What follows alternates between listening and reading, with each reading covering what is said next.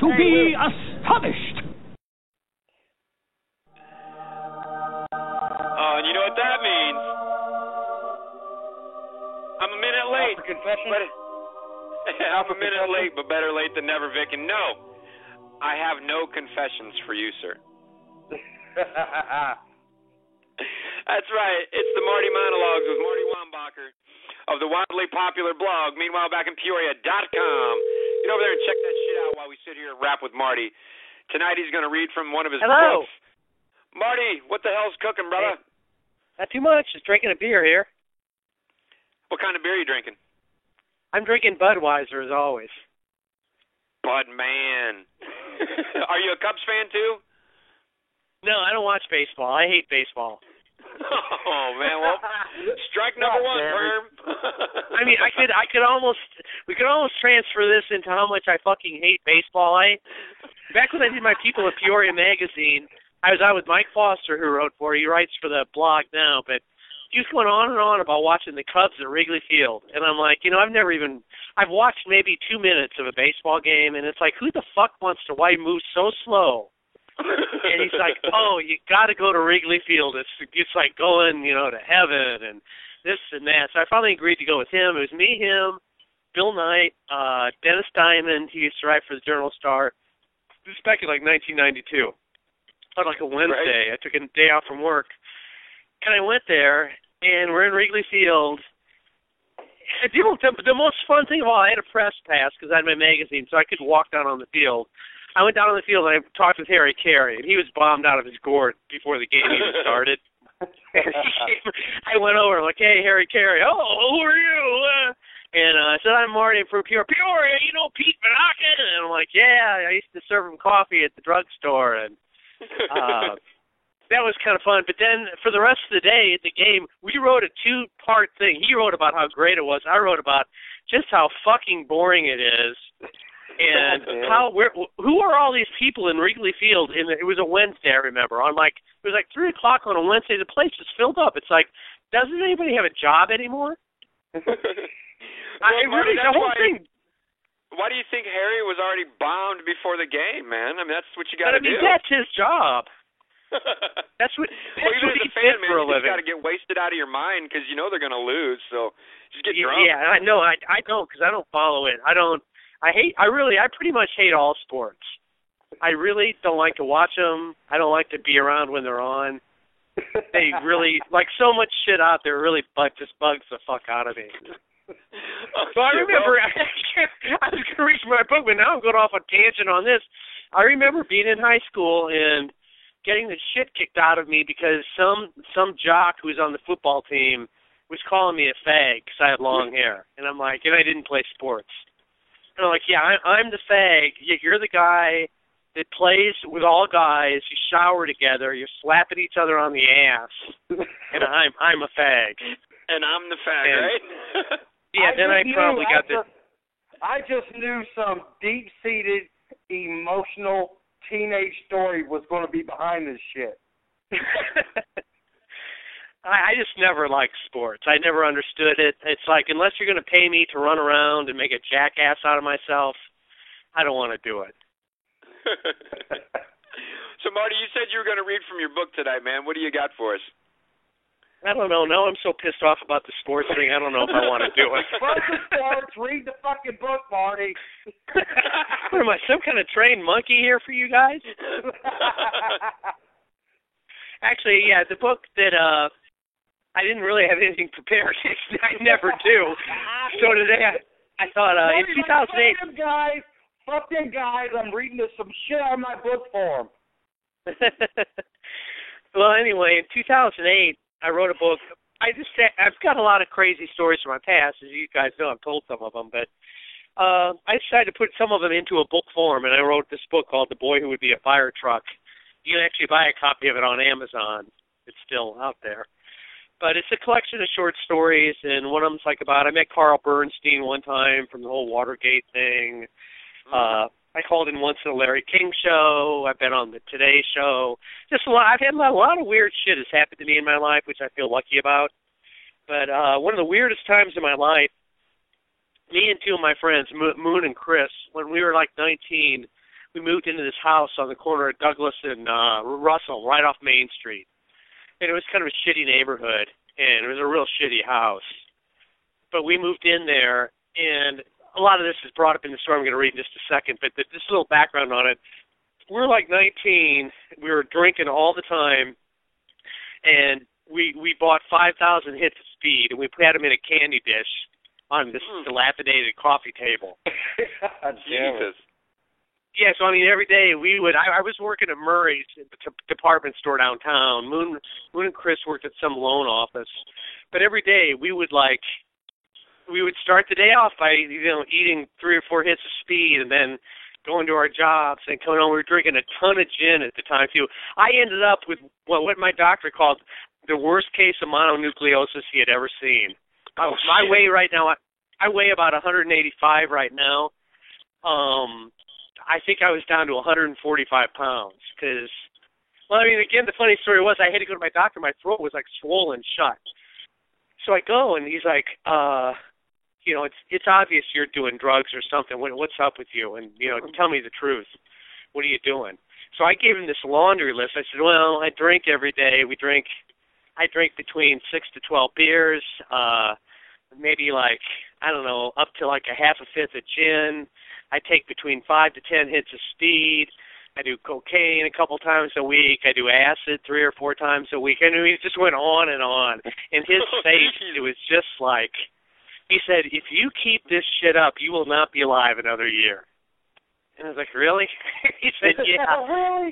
Really? So I moved back into my parents' house. Yeah, and I had a raging case of mono.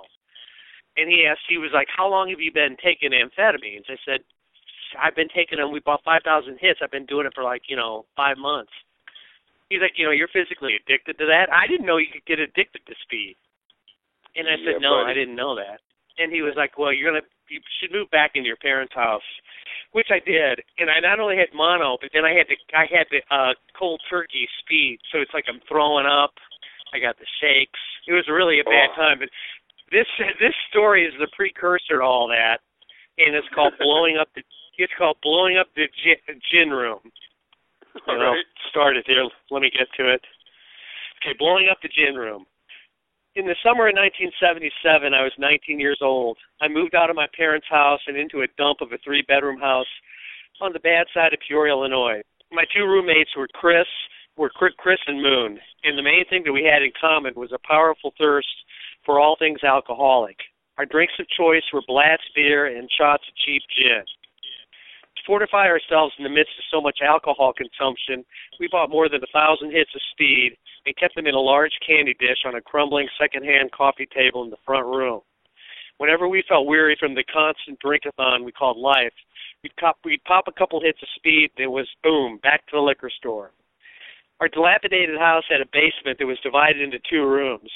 One had a door, but it also had a window on the outer wall. Since the basement was musty and came furnished with a variety of insects and rodentia, we didn't spend a lot of time down there. We did, however, turn the sealed room into something we called the gin room.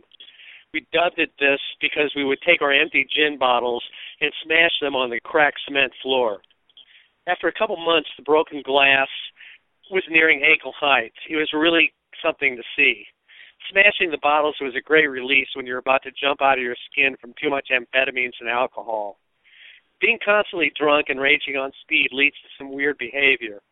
Once Chris and I turned everything into the house upside down and watched the sunrise while debating whether or not it would be a good idea to hang meat from the ceiling. But the greatest release came sometime in August when Moon came home clutching a large shopping bag. You're not going to believe what I got in here, he announced to me and Chris with a curious grin creeping across his face. Girl Scouts? I wondered aloud. Fuck you, he shot back. I got enough fireworks in here to blow up a tank. Then he overturned the bag, and the goods spilled out onto the floor. A friend owed Moon $100, and when Moon threatened to break the headlights on his car if he didn't pay up, the guy offered him the fireworks, and the deal was done. There on the floor were M80s, firecrackers, Roman candles, cherry bombs, and things I didn't even recognize. We huddled around the explosive pile, and it became painfully obvious as to what was to be done. Let's blow up the gin room, I said in quite a noble fashion. Of course, Chris and Moon were in total agreement, and we moved the artillery downstairs and set it up on a pile of newspapers that would act as a mass fuse. But first, celebratory drinks, then a handful of speed. When the beaners kicked in, we moved to the basement and argued over who would light the newspaper. Moon won, as it was his fireworks and all. The fire was set. We quickly exited and watched the action from the outer window. Soon an orgasm of colorful explosions, smoke, fire, and ear-shattering bangs and booms belched out of the room. After a minute, the glass on the window cracked and fell out. After 4 minutes, it was over. 4 minutes of pure joy. Pure joy unfettered by the everyday worries magnified 10 times by the booze and all the speed. Worries about money, a busted-up car, a dead-end job at a downtown discount store, running out of cigarettes, the question of what I was going to do with the rest of my life, and the greatest worry of all, would we make it to the liquor store before closing time? Nothing mattered for those minutes but the colorful explosion in the gin room. It took 2 minutes to put the fire out on the left wall. The whole room was covered in black soot. In fact, the whole house had a smoky gunpowder scent to it that we would never be able to eliminate. A month later, we were thrown out. We didn't recover our security deposit, needless to say. Moon went on to become a financial director for a loan company. Chris went back to college and became a lawyer. I moved to New York and went to work at a shitty night job while trying to peddle my writing. I still like to blow things up. I'm Marty, and that's my monologue. Marty, that was an awesome story, man. I was going to ask, did you ever get the smell out of the house? But you answered that. Good Lord. No. We got thrown out. In fact, it was a funny thing in that house. I was the last one left in there. We really didn't get thrown out. Now that I think about it, I was in there, and it's probably like in August. And all of a sudden, I remember I had a fan blowing on me. We didn't have air conditioning in there. And the fan went off. Well, then I went to check some other stuff. The power was out. So I called up Silco, and I'm like, I think we have a power outage over here. And gave my address. They're like, no, that's not a power outage. You guys haven't paid your bill for like 6 months. We weren't getting the bill. The fucking landlord was getting the bill. He was a screwy-ass guy, a weird guy. Sometimes he'd show up to collect the rent, and we could tell he had makeup on. We would never let him like in the front door because the house is always just a wreck.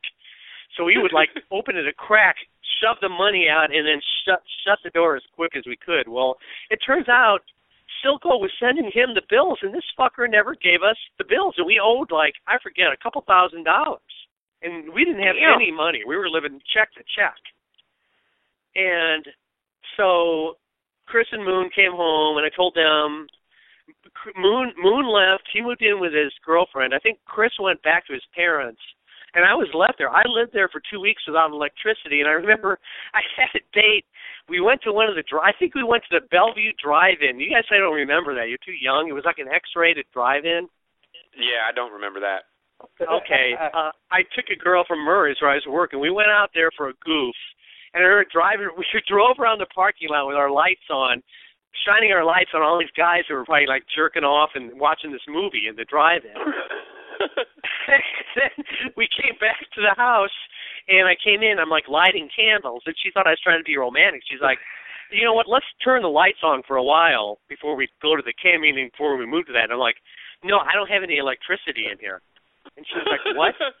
I said, I don't have any electricity.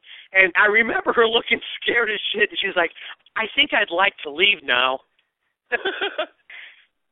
She didn't know it was coming next, but yeah, that was the craziest summer.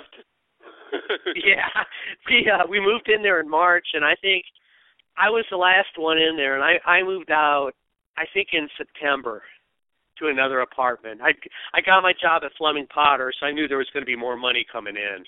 But that day that we blew up the gin room, that was one of the greatest days of my life. Dude, I bet, man. I bet that. I'm trying to picture that, and I can only imagine what that would have looked like, my man. Holy cow. Well, we lived such a crazy lifestyle that I remember at one point we didn't have any friends left because we were doing so much speed and drinking so much. We were acting like crazy guys. And I remember at one point Moon said, hey, maybe we'll have a party this weekend. And I said, we don't have any friends. Look at me. We all started laughing. We were like, oh, fuck, you're right. No one's really speaking to us. Goodness, man. I mean, yeah, that had to have been crazy, dude. Yeah, I can't even imagine nutty. I can't even imagine it, dude. No, it was. Well, this was, like I said, it was 1977 when drugs were just rampant, and we were 19. I feel lucky. I've said this on the show before, but that I kind of grew up in the age that I did, because like 1977, it was the year of punk rock. Drugs were everywhere. I mean, I feel lucky that I made it through. I've got friends of mine that either died or they blew their brains out. Somehow I escaped with half of my brain cells, but it was a crazy time to be 19 years old in 1977. That was a crazy year. Yes, sir. Yes, sir. And what was the name of that book again, Marty? And where people can get it on Amazon? What was the name of the book? It's called The Boy Who Would Be a Fire Truck. If you just Google The Boy Who Would Be a Fire Truck, Marty Wambacher, it'll come up. Awesome, man. That's a book I want to read, dude. If there's more stories of well, hey, listen, when you Vic and I have lunch, I'll give you each guys a copy. Oh yeah, for sure, man. That'd be fucking awesome. Yeah. And I sent you a message on Facebook about 10 minutes ago. I put a possible date. Maybe the three of us could meet on a Sunday. Sounds good, man. As soon as we get done with this show here, I'll get with Vic Nasty and we'll fire. And I'm sure. I can probably do it while I'm sitting here talking to you. But we'll make that happen, man. And yeah, dude, I just want to meet you. I mean, it's funny. We've talked a lot, but none of us have met in person. Well, and I've got a funny story. My girlfriend, when we were kids, we were 12 years old. We talked on the phone for 6 months. Started dating her when you were 12? Yeah. And are you kidding me? We talked. No, You've gone together that long? Well, there was a little bit of a break in there. When I was 18, I got in trouble and went to jail. She ran off and got married, and then a few years ago she divorced and we got back together. But when we first met, a good country song. Oh, I'm telling you, brother. I am telling you what, man. I went to jail. She got married. Yeah, dude, totally, man. But we talked for like 6 months before we ever met. And I think, honestly, for her and I, developing that friendship, and just talking and getting to know each other without actually meeting really helped develop a bond. And that's why, I'm really excited to put a hand into your hand and shake your hand and actually see you eye to eye, man. And, are you telling me that you're falling in love with me? Of course, Marty. I'm going to bring roses, and I'm going to bring a side of excited. I'm getting excited now. Just bring some mustard. You got it, man. I'll bring a whole boatload of mustard. Good. Well, Vic Nasty, I wanted to throw it over to you, man. You got any last words for Marty? Marty, I had one last question for you. I don't remember if I asked you last week. What's your thinking on a Russian company buying Pabst Blue Ribbon? A lot of people have asked me that. I guess because I do go to bars and talk about beer a lot. I don't care.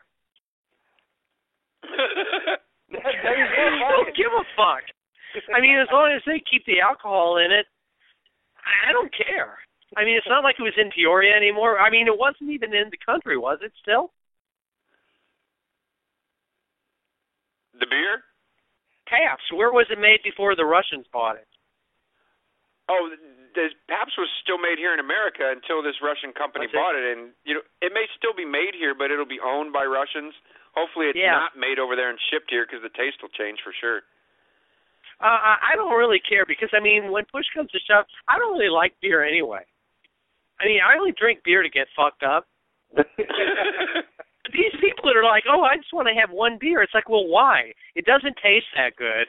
I'd rather have a lemonade, or if I'm just going to drink something, I'll have either water or whatever. I only drink beer to get fucked up. If I drink beer, I'm going to drink like 10 or 11 or 12 of them. Oh, hell, man. That's why I quit drinking, man. Right. I mean, to each their own, but it's like, well, I mean, exactly. It's like if you don't want to do that, then if you're just going to have one beer, it's just like dumb to me. It's like baseball. just don't do it. One beer drinkers, dumb like baseball. Shit. Well, Marty, listen. It's like either drink or don't drink. I don't care if you don't drink. That's great. But if you're going to drink, then drink. I mean, to me, it's like either do it or just don't do it. That's right, man. Well, listen, for myself and Vic Nasty, again, we want to thank you just, for taking the time out of your Sunday night, your one night of the week off. I love to do it. And next Sunday, I'll get with Vic on the details, but next Sunday for me sounds great. We'll just have to pick a time, and I'll make sure I drag Vic Nasty down there with me. I don't think it would be next Sunday. I sent you the date in Facebook. You'll see. Wait a minute. Yeah, no, it's going to be a few weeks, and that's a few weeks away. Yeah. But that looks good for me, man. Good. Sounds good. I'd love to. It'd be great to meet you guys. Hang out. Hell yes, my man. Well, and again, Marty, I'll make sure to bring the mustard and a side of beef too. Oh, I'm ready. All right, can't wait. All right. Well, Marty, thanks so much again for joining the show tonight. And for our listeners, make sure you check out his blog if you haven't already. It's meanwhilebackinpeoria.com with Mr. Marty Wambacher. Marty, you take care and have a great night, sir. Hey, you guys too. Thanks a lot. And later on, brother, and you're welcome. Okay, bye.